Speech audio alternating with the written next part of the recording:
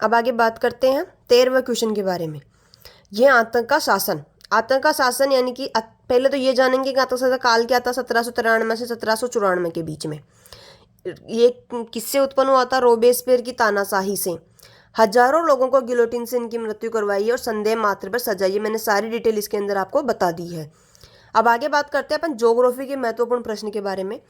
पहले तो आता है भारत का भौतिक विभाजन कितने भागों में किया गया है? तो भारत का भौतिक विभाजन 5 विभागों में किया गया है। और वो 5 भाग कौन कौन से हैं इनके अपन बात कर रहे हैं।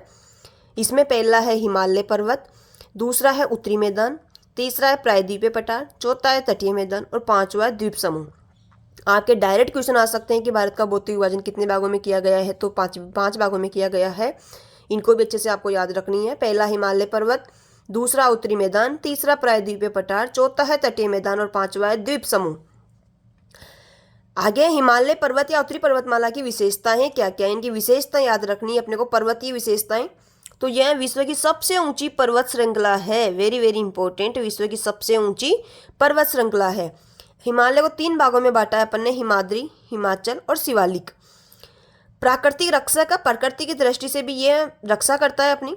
और अनेक नदियों का उद्गम स्थान, सिंधु वगैरह के सभी नदियों का अधिकांश नदियों का उद्गम स्थान हिमालय पर्वत से होता है। तो ये इसकी विशेषताएं हो गई हैं कि विश्व की सबसे ऊंची पर्वत श्रृंखला, इसको 3 भागों में बांटा है, हिमाद्री, हिमाचल और शिवालिक। और प्राकृतिक रक्षक भी है और अनेक नदियों का उद्गम स्थान भी हिमालय पर्वत से होता है। अब इन थोड़ा सा मैंने शॉर्ट में बताया है कि मानसून क्या है, इनके कितने प्रकार का होता है। मानसून, गर्मी में तापमान के कारण हवा की दिशा बदलना, यही क्या है? मानसून। गर्मी में तापमान के कारण हवा की दिशा बदलना, मेरे साथ में बार बार बोलो।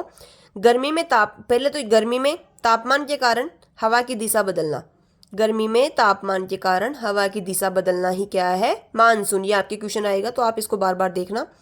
गर्मी में तापमान के कारण हवा की दिशा बदलना मानसून है। और मानसून के प्रकार की अगर बात करें तो कितने प्रकार का है? 2 प्रकार का है, दक्षिण पश्चिमी मानसून और उत्तर पूर्व मानसून। इनकी बात अपन क्लास में करेंगे डिटेल वाली में। सिर्फ आपको 2 ही चीजें याद रखनी है, दक्षिण पश्चिम मानसून और उत्तर पूर्व मानसून। आगे बात करते हैं 17वां क्वेश्चन है मिट्टी के प्रकार। ये भी आपका डायरेक्ट क्वेश्चन बनेगा कि मिट्टी के प्रकार कौन कौन से हैं। तो जलोढ़ मिट्टी, काली मिट्टी, लाल मिट्टी, लेटेराइट मिट्टी और रेगिस्तानी मिट्टी, ये 5 प्रकार मैंने मिट्टी के रखे हैं। इसमें एक एक लाइन, अगर डिटेल में क्वेश्चन आ जाता है तो आप एक एक 2 लाइन मिला करके इसमें आराम से कर देना। निबंधात्मक क्वेश्चन आता, अगर नॉर्मल आता है तो आप ये प्रकार लिख देना, लेकिन अगर निबंधात्मक आता है तो जलोढ़ मिट्टी सर्वाधिक उपजाऊ मिट्टी है। काली मिट्टी में कपास की पैदा होती है। लाल मिट्टी में लोहे की अधिकता पाई जाती है। लेटेराइट मिट्टी में चाय और कॉफ़ी उगाई जाती है। और रेगिस्तानी मिट्टी बिल्कुल कम उपजाऊ होती है, किसी प्रकार की कोई फसल नहीं होती है। तो ये 5 प्रकार याद रखने। इनकी विशेषता मैंने कुछ की पॉइंट में लिखी है। इन की पॉइंट को मिला करके आप 2-2, 3-3 लाइन लिख देना। जैसे जलोढ़ मिट्टी में लिखना है, यह भारत की सबसे उपजाऊ वाली मिट्टी है। यहाँ पर बहुत सारी फसलें अच्छे से उगाई जाती है और जलोढ़ मिट्टी में सर्वाधिक उपजाऊ है। ये से मतलब 2-3 लाइन मिला करके लिख देना कुछ भी। आगे प्राकृतिक संसाधन क्या है? तो प्राकृतिक का अगर संधि विच्छेद करेंगे तो वो बनेगा प्रकृति प्लस इक, यानी कि प्रकृति से संबंधित। प्राकृतिक शब्द का अगर अर्थ देखें अपन तो प्रकृति से संबंधित, यानी कि प्रकृति द्वारा प्रदत्त संसाधन ही क्या है? प्राकृतिक संसाधन। छोटा सा क्वेश्चन आएगा आपके ये, तो ये याद रखना है, प्रकृति द्वारा प्रदत्त संसाधन ही क्या है? प्राकृतिक संसाधन। जैसे पानी प्राकृतिक है, कोई बना सकता है पानी? ये प्रकृति ही बना सकती है। मिट्टी है, कोई बना सकता है मिट्टी? प्रकृति ही मिट्टी बना सकती है। और जंगल वगैरह, खनिज, ये सब प्राकृतिक संसाधन है। खनिज का मतलब होता है लोहा, चांदी, तांबा जो नीचे निकलते हैं। जीवन व विकास के लिए आवश्यक, जीवन पानी नहीं है तो अपन जी नहीं सकते, अपना ना विकास हो सकता है। मिट्टी नहीं है, अपन कुछ भी क्या खाएंगे पिएंगे, तो इनका विकास है। जंगल नहीं है तो बारिश ही नहीं होगी। और खनिज है, कोयला वगैरह, ये तेल, पेट्रोलियम, तो सारी चीज़ें, तो इनकी भी अपने को आवश्यकता है। तो जीवन और विकास के लिए महत्वपूर्ण प्राकृतिक संसाधन ही आवश्यक है। वनस्पति और वन्य जीवन संरक्षण देखते हैं। वन्य जीवन संरक्षण आ जाए, वनस्पति आ जाए, इनको ध्यान से सुनना है। वनस्पति वन्य जीव का संरक्षण अपन कैसे कर सकते हैं? तो वनों की कटाई को रोकेंगे। सबसे पहले तो कटाई को रोक के संरक्षण कर सकते हैं। वन आरक्षित कर देंगे वन्य जीव अभ्यारण्य बना देंगे तो वहाँ पर भी वन की कटाई नहीं होगी। और महत्वपूर्ण कानून बनाएंगे और जागरूकता के नारा वगैरह देंगे ताकि जिनसे लोग जागरूक हो जाए और वन को नहीं काटे, ना वनस्पति को काटे। तो वनों की कटाई को रोकना, वन आरक्षित करके, वन्य जीव अभ्यारण्य बना के, कानून और जागरूकता बना करके। अब बात करते हैं आगे वाला सब्जेक्ट अपना पॉलिटिकल साइंस। पॉलिटिकल साइंस में से क्वेश्चन क्या है? पहला क्वेश्चन है लोकतंत्र क्या है। लोकतंत्र के बारे में बात करते हैं। सीधी सी लैंग्वेज है, कुछ भी नहीं है। जनता द्वारा जनता के लिए जनता का शासन, जनता द्वारा जनता के लिए जनता का शासन ही क्या है? लोकतंत्र। और जनता अपने प्रतिनिधि खुद चुनती है। इसमें जनता क्या करती है? अपने प्रतिनिधि चुनती है। तो लोकतंत्र की सीधी सी परिभाषा हो गई है जनता द्वारा जनता के लिए जनता का शासन, और जनता अपने प्रतिनिधि खुद चुनती है। आगे बात करते हैं कि लोकतंत्र और तानाशाही में क्या अंतर है। लोकतंत्र में और तानाशाही का अंतर मैं बता रही हूँ। लोकतंत्र में जनता सर्वोच्च होती है, यानी कि पूरी जनता मिलकर के अपना प्रतिनिधि चुनती है और वो शासन चलाता है। तानाशाही में होता है राजा, यानी कि एक ही व्यक्ति सर्वोच्च होता है। तानाशाही में एक ही व्यक्ति सर्वोच्च, इसमें पूरी जनता सर्वोच्च। इसमें चुनाव होते हैं, इसमें चुनाव कोई चुनाव नहीं होता। बेटे का बेटा राजा, का बेटा राजा, फिर उसका बेटा राजा, राजा का बेटा फिर राजा, तो ऐसे इसमें चलते रहते हैं। इसमें जनता को स्वतंत्रता मिलती है, इसमें जनता का दमन होता है, उनके ऊपर थोपे जाते हैं और उनको मानने पड़ते हैं। तो दोनों इंपॉर्टेंट है। लोकतंत्र और तानाशाही में अगर अंतर आ जाए तो 3-3 पॉइंट लिख देना, काफ़ी है। ये लोकतंत्र में जनता सर्वोच्च होती है, इसमें एक व्यक्ति सर्वोच्च होता है। इसमें चुनाव होते हैं, इसमें चुनाव नहीं होते। इसमें स्वतंत्रता होती है, इसमें दमन होते हैं। बात करते हैं संविधान की आवश्यकता, यानी कि अपने को संविधान की, अब लोकतांत्रिक देश है तो वहाँ पर संविधान की जरूरत तो पड़ेगी। तो बात करते हैं कि संविधान की आवश्यकता अपने को क्यों महसूस होती है। देश में नियम बनाने के लिए, क्योंकि लोकतांत्रिक देश है, अगर जनता ही शासन कर रही है, जनता के प्रतिनिधि शासन कर रहे हैं, तो उनके लिए कुछ नियम तो होंगे। तो देश में नियम बनाने के लिए नागरिकों के अधिकार तय करता है। ये क्या करता है? नागरिकों के अधिकार की, कौन से नागरिक को कौन सा कार्य करना है। तो ये अधिकार और कर्तव्य दोनों चीजें होती है। और सरकार की शक्तियां सीमित रहती है, यानी इसमें सरकार की शक्तियां क्या रहती है? सीमित रहती है। तो संविधान की आवश्यकता देश में नियम बनाने के लिए, नागरिकों के अधिकार तय करता है और सरकार की शक्तियां सीमित करता है। अब बात करते हैं मौलिक अधिकार की। ये तो आपको याद रखने ही रखने हैं 6, चाहे एक परीक्षा में आए या नहीं आए। इसमें 2 भी पूछ सकता है, 4 भी पूछ सकता है, 6 भी पूछ सकता है, लेकिन आपको ये पता जरूर होना चाहिए। तो बात करते हैं मौलिक अधिकार में। पहला है समानता का अधिकार, दूसरा है स्वतंत्रता का अधिकार, तीसरा है शोषण के विरुद्ध अधिकार, चौथा है धार्मिक स्वतंत्रता का अधिकार, और पांचवा है सांस्कृतिक व शैक्षिक अधिकार, और छठा है संवैधानिक उपचार का अधिकार। इसकी अगर आप चाहो तो मैं एक ट्रिक भी देती हूँ आपको। समस्व शोध करता है शिक्षा सर्वे पर, समस्व शोध करता है शोषण और धार्मिक शिक्षा सर्वे पर, शिक्षा सर्वे। समस्व शोध करता है शिक्षा सर्वे पर, ये इसकी ट्रिक है। सम से समानता का, स्व से स्वतंत्रता का, शोषण से शोषण के विरुद्ध अधिकार, ध से धार्मिक शिक्षा का, धार्मिक स्वतंत्रता, सी से सांस्कृतिक और शिक्षा का अधिकार, और सर्वे से संवैधानिक उपचार का अधिकार। तो अगर चाहो तो आप इसको याद रख सकते हैं, समस्व शोध शिक्षा सर्वे। समस्व शोध करता है शिक्षा सर्वे पर। वैसे तो इसकी ट्रिक ये है, मैंने शॉर्ट में लिख दिया है, तो आपको इस ट्रिक से भी आपको इसको याद कर सकते हो। समानता का अधिकार, स्वतंत्रता का अधिकार, शोषण के विरुद्ध अधिकार, धार्मिक स्वतंत्रता का अधिकार, सांस्कृतिक शैक्षिक अधिकार और संवैधानिक उपचार का अधिकार। ये वेरी वेरी इंपॉर्टेंट, इसको जरूर आपको याद रखना है। आगे धर्मनिरपेक्ष। कई बार अपन संविधान की जब उद्देशिका पढ़ते हैं तो उसमें कई बार आता है, शब्द आता है धर्मनिरपेक्ष। तो ये धर्मनिरपेक्ष क्या होता है? राज्य किसी धर्म को बढ़ावा नहीं देता है, यानी कि राज्य का पर्टिकुलर कोई धर्म नहीं होता है। धर्मनिरपेक्ष राज्य अपन बोलते हैं, धर्मनिरपेक्ष राज्य है, तो उसका मतलब ये होता है कि राज्य किसी भी धर्म को बढ़ावा नहीं देता है, यानी कि राज्य का कोई धर्म नहीं होता है। राज्य क्या करता है? सभी धर्मों को सम्मान देता है, समान सम्मान देता है, यानी कि सभी धर्म उनके लिए सम्मान ये योग्य है। तो धर्मनिरपेक्ष का अर्थ हो गया राज्य किसी धर्म को बढ़ावा नहीं देता है, सभी धर्मों का समान सम्मान करता है। आगे 25वां क्वेश्चन है संसदीय लोकतंत्र की विशेषताएं, यानी कि संसद के बारे में बात करनी है अपने को, इंपॉर्टेंट संसद है। तो संसद में प्रधानमंत्री और मंत्रिपरिषद होती है। संसदीय लोकतंत्र में प्रधानमंत्री और मंत्रिपरिषद होते हैं। 2 सदन होते हैं, लोकसभा और राज्यसभा, और राष्ट्रपति इसी के अंदर आएगा। और बहुमत का शासन, जिसको बहुमत मिलेगा वही इस सीट पर बैठेगा। तो संसदीय लोकतंत्र की 3 विशेषताएं लिख दी है, प्रधानमंत्री और मंत्रिपरिषद, 2 सदन लोकसभा और राज्यसभा, और बहुमत का शासन। 26वां संविधान सभा क्या थी? भारत का संविधान बनाने वाली संस्था। पहले तो भारत का संविधान बनाने वाली संस्था क्या थी? संविधान सभा। इसका गठन कब होता है? 1946 में होते हैं। इसमें 3 बैठक होती है, 9 दिसंबर, 11 दिसंबर और 13 दिसंबर को। 9 दिसंबर को डॉक्टर सच्चिदानंद सिन्हा को अस्थायी अध्यक्ष के रूप में चुना जाता है, और 13 दिसंबर को डॉक्टर राजेंद्र प्रसाद को अस्थायी अध्यक्ष चुना जाता है। तो ये रहा अध्यक्ष।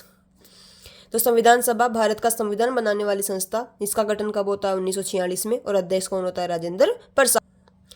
अब आगे बात करते हैं इकोनॉमिक्स के बारे में। मैंने इसके 2-3 क्वेश्चन दिए हैं, आप एक बार इनको भी देख लो। वीडियो थोड़ा लंबा होगा, लेकिन ये वीडियो पूरे सिलेबस के अकॉर्डिंग है, पूरे सिलेबस के इसमें क्वेश्चन है, तो आपको इसको बार बार देख करके याद रखना है। मंडे को आपका सोशल साइंस का पेपर है, तो आपको इसी से अपना काम चलाना है, कंप्लीट याद रख लेना है। आंसर मैं फिर कह रही हूँ, क्वेश्चन की डिटेल या लाइन चेंज हो सकती है, बट आंसर आपका वही रहने वाला है। तो मैं जैसे समझा रही हूँ आप समझने की कोशिश करना। विकास का अर्थ, विकास क्या होता है? लोगों के जीवन स्तर का बेहतर होना, लोगों के जीवन स्तर का बेहतर होना। अब विकास में आय, स्वास्थ्य, शिक्षा का विकास, तीनों का विकास आता है। पैसा भी होना चाहिए, स्वास्थ्य भी अच्छा होना चाहिए, शिक्षा भी होनी चाहिए अपने पास में, तो वो तीनों चीज़ें हैं तो ही विकास माना जाएगा। यानी कि लोगों के जीवन स्तर का बेहतर होना, आय, स्वास्थ्य, शिक्षा का विकास। आय से विकास क्यों नहीं मापा जा सकता है? केवल आय से ही विकास क्यों नहीं मापा जाएगा? तीनों चीज़ों की तभी विकास माना जाएगा। आय से विकास क्यों नहीं मापा जा रहा है? देखते हैं। आय बराबर नहीं बढ़ती है, सभी की आय अलग अलग होती है। दूसरे पहलू, स्वास्थ्य शिक्षा भी जरूरी है, यानी कि अपने विकास के 3 पहलू की अपन ने बात करी, आय, स्वास्थ्य और शिक्षा। अगर आय है तो 2 चीज़ें जरूरी, नहीं है तो विकास नहीं है। स्वास्थ्य ही है और आय और शिक्षा नहीं है तो विकास नहीं है। अगर शिक्षा ही है और आय और स्वास्थ्य दोनों नहीं है तो भी विकास नहीं है। तो आय से विकास क्यों नहीं मापा जा सकता? क्योंकि दूसरे पहलू स्वास्थ्य शिक्षा भी जरूरी है। सिर्फ पैसा ही खुशी नहीं देता है, स्वास्थ्य भी। अगर आप बीमार रहते हो और आपके पास खूब सारे पैसे हैं, आपको उसका इलाज भी ऐसी बीमारी जिसका इलाज भी नहीं करवा पा रहे हो, तो वो क्या आप खुशी देगी? नहीं। तो विकास में आय, स्वास्थ्य, शिक्षा तीनों इंपॉर्टेंट है। मानव विकास सूचकांक क्या है? संयुक्त राष्ट्र द्वारा बनाया गया है। मानव विकास सूचकांक संयुक्त राष्ट्र द्वारा बनाया गया। इसके 3 आधार वही आय, शिक्षा और जीवन प्रत्याशा। मानव विकास सूचकांक के 3 आधार बताए हैं, आय, शिक्षा और जीवन प्रत्याशा, यानी कि वे स्वास्थ्य से संबंधित। बेरोजगारी के प्रकार 3 बेरोजगारी होती है, खुली बेरोजगारी, छिपी बेरोजगारी और मौसमी बेरोजगारी। तीनों के प्रकार है, तीनों की डिटेल मैं बाद में बनाऊंगी कभी, तो उसमें बताऊंगी। अभी आपको सिर्फ इनसे काम चलाना है कि 3 प्रकार की बेरोजगारी होती है, खुली बेरोजगारी, छिपी बेरोजगारी और मौसमी बेरोजगारी। अब इसमें ज्योग्राफी के मैं कुछ फैक्ट लेके आई हूँ जो आपको डायरेक्ट याद रखने हैं। भारत की स्थिति उत्तरी गोलार्ध प्लस पूर्वी गोलार्ध, यानी कि बात हो गई उत्तरी पूर्वी गोलार्ध में स्थित है। भारत की स्थिति कहाँ है? उत्तरी पूर्वी गोलार्ध में। भारतीय अक्षांशीय विस्तार की बात करते हैं तो 8 डिग्री 4 उत्तरी अक्षांश से 37 डिग्री 6 उत्तरी अक्षांश से। बार बार मेरे साथ में बोलो, अक्षांशीय विस्तार है 8 डिग्री 4 से 37 डिग्री 6 उत्तरी अक्षांश। बात करते हैं देशांतर विस्तार की, 68 डिग्री 7 पूर्वी देशांतर से 97 डिग्री 25 पूर्वी देशांतर। वेरी वेरी इंपॉर्टेंट, मेरे साथ में बोलो। अक्षांशीय विस्तार 8 डिग्री 4 उत्तरी अक्षांश से 37 डिग्री 6 उत्तरी अक्षांश। देशांतरीय विस्तार मेरे साथ बोलो, 68 डिग्री 7 पूर्वी देशांतर से 97 डिग्री 25 पूर्वी देशांतर। बोलो, 68 डिग्री 7 पूर्वी देशांतर से 97 डिग्री 25 पूर्वी देशांतर। अब बात करते हैं आज कर्क रेखा। कर्क रेखा भारत के मध्य से गुजरती है, ये तो अपने को पता है, लेकिन ये आ सकता है क्वेश्चन कि कौन कौन से राज्यों से गुजरती है। तो कर्क रेखा भारत के 8 राज्यों से होकर गुजरती है, जिसमें गुजरात, राजस्थान, मध्य प्रदेश, छत्तीसगढ़, झारखंड, पश्चिम बंगाल, त्रिपुरा और मिजोरम। इनकी भी एक ट्रिक है, लेकिन आपको इनको वैसे ही याद कर लो। गुजरात, राजस्थान, मध्य प्रदेश, छत्तीसगढ़ और झारखंड, पीछे डर है झारखंड, छत्तीसगढ़, पश्चिम बंगाल, त्रिपुरा, मिजोरम। कोई ज़्यादा टफ नहीं है, आराम से याद हो सकते हैं। तो ये 8 राज्य अपने को याद रखने हैं। आगे है भारत की स्थलीय सीमा। भारत की स्थलीय सीमा कितनी है? स्थलीय का मतलब होता है ये तो जैसे तटीय सीमा हो गई तो 7,516, इधर बंगाल की खाड़ी, हिंद महासागर और अरब सागर। और ये वाली जो सीमा है ये है 15,200, और ये वाली जो सीमा है ये है 7,516। तो दोनों चीज़ें हो गई है। उत्तर दक्षिण की लंबाई है 3,214 और पूर्व पश्चिम की लंबाई है 2,933 वर्ग किलोमीटर, ये भी याद रखना है। भारत का कुल क्षेत्रफल कितना है? 32,87,263 वर्ग किलोमीटर। भारत दुनिया का 7वां, अपने भारत का स्थान दुनिया में कौन से नंबर का है? 7वां नंबर का। अब 7वां नंबर का अपना स्थान है तो 6 देश अपने से पहले होंगे, तो एक बार उनको भी देखते हैं। 6 देश, जो 6 बड़े देश है भारत से, रूस, कनाडा, संयुक्त राज्य अमेरिका, चीन, ब्राज़ील और ऑस्ट्रेलिया। रूस, कनाडा, संयुक्त राज्य यानी कि अमेरिका याद रख लेना, संयुक्त राज्य आगे अपने आप लग जाएगा। रूस, कनाडा, अमेरिका, चीन, ब्राज़ील, ऑस्ट्रेलिया, ये याद रखना है आपको। इकोनॉमिक्स के पहला लेसन है पालमपुर वाला, उसके मैंने 2 महत्वपूर्ण क्वेश्चन दिए हैं, इनको आप एक बार और ध्यान से देख लें। इसमें से तो पक्का क्वेश्चन बनेगा आपका, दोनों में से आपको इनको जरूर याद करके जाना है। पालमपुर गांव की मुख्य आर्थिक गतिविधियां कौन कौन सी हैं? Very very important. यानी कि जो पालमपुर गांव था उनकी मुख्य आर्थिक गतिविधियां, यानी कि किससे पैसे कमाते थे वो, सीधी सी भाषा में किससे पैसे कमाते थे? खेती से, खेती करते थे वहाँ के लोग, जिससे क्या होता था कि उनकी उपज बढ़ती थी। खेती से अच्छी उपजाऊ जमीन थी तो पैसे आएंगे अच्छे से। दूसरा है पशुपालन, खासकर गाय और भैंस पालते थे और इनसे क्या करते थे? दूध का व्यवसाय। गाय और भैंस से क्या करते थे? दूध का व्यवसाय। पशुपालन कर रहे हैं गाय और भैंस से तो भी पैसे आ रहे हैं, दूध का व्यवसाय कर रहे हैं तो भी पैसे आ रहे हैं। दुकानदारी, दुकानदारी का मतलब होता है छोटी मोटी जो किराने की दुकान वगैरह थी ये भी खोल लेते थे। छोटे पैमाने के उद्योग, छोटे पैमाने का उद्योग में आता है चीनी मिल या बिजली से चलने वाली जो मशीनें हैं उन सभी को भी वो यूज करते थे और उनसे भी पैसे कमाते थे। छठा है परिवहन, रिक्शा, ट्रैक्टर, ट्रॉली, इन सभी से भी वो क्या करते थे? पैसे कमाते थे। यानी कि पैसे कमाने के 6 तरीके हो गए पालमपुर वालों के पास में। खेती, अब अपने से जोड़ के देखना, अपने यहाँ भी खेती होती है, अपने यहाँ भी पशुपालन होता है, अपने यहाँ भी दूध का व्यवसाय करते हैं, अपने यहाँ भी दुकानदारी करते हैं। छोटे पैमाने का उद्योग, बिजली से चलने वाली चक्की वगैरह, ये बहुत सारी चीज़ें हैं जो बिजली से चलती है, ये अपन भी करते हैं। परिवहन में ऑटो वगैरह अपने भी यहाँ भी चलता है, ऑटो रिक्शा, ट्रैक्टर, ट्रॉली सब चलते हैं। तो ये अपनी ही वैसे आर्थिक गतिविधियाँ हो सकती है। खेती में आधुनिक तकनीकों से पालमपुर में क्या बदलाव आए? यानी कि खेती में उन्होंने नई नई तकनीकें यूज करी हैं तो उसमें उनके क्या परिवर्तन आए? पहला है उच्च उपज वाले बीज से उत्पादन बढ़ा, यानी कि अच्छे वाले बीज लाए, अपन यहाँ भी लाते हैं अच्छे वाले बीज जिससे उपज बढ़े। रासायनिक खाद अपन भी देते हैं। फसल चक्र अपनाया, यानी कि 2 से 3 फसल एक वर्ष में 2 से 3 फसल लेते थे। किसानों की आय बढ़ी, उत्पादन बढ़ा, ट्रैक्टर और मशीनों का प्रयोग होने लगा तो मजदूरों की संख्या कम हो गई क्योंकि टाइम भी कम लग रहा है और वो भी कम हो रही है। तो ये अपन ने बात कर दी है। बच्चों आपको ये बार बार देखना है, बार बार समझना है, तभी आपको याद हो पाएंगे। एक बार में आपको ये याद नहीं होंगे। वीडियो लंबा है, 2 दिन आपके पास में आज और कल की छुट्टी है, आप आराम से मंडे तक इसको बार बार देखना और समझना। और कोई भी चीज़ समझ में नहीं आए तो मुझे कमेंट में लिख करके पूछ लेना। धन्यवाद।